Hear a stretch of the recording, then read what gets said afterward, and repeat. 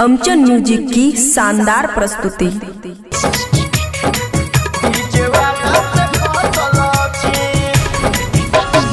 Music by विकास राज।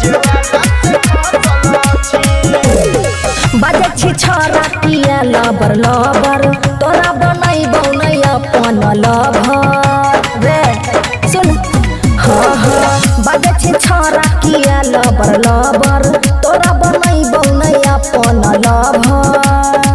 अच्छा ओठ में छोड़ी ओठ ललिया लगाई के ओठ में छोड़ी ओठ ललिया लगाई के दिलादा में सबके धसल छे न चल छोड़ी देखा गरिया न जाई छे डीजे वाला से फसल छे गे छोड़ी न चल छोड़ी तू खगरिया जाई छी डीजे वाला से फसल छी डीजे वाला से फसल छी। डीजे विकास मटियार कला सीतामढ़ी।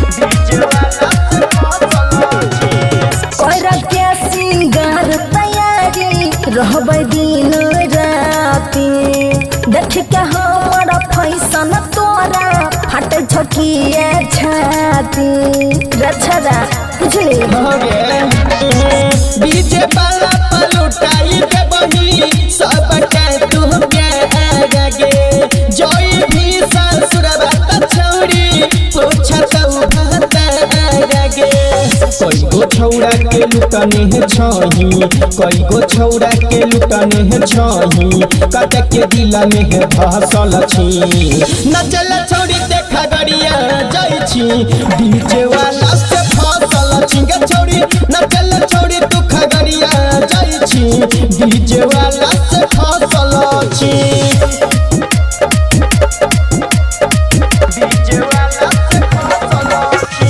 डीजे विकास मटियार कला सीतामढ़ी। डीजे वाला से फसल छी। 16 के जवानी चढ़ल अखनी छई हमर रे कमर जब हिलै छै छौरा रख छै सबे नजर रे पूरा हिलाई देबे रे छोरा।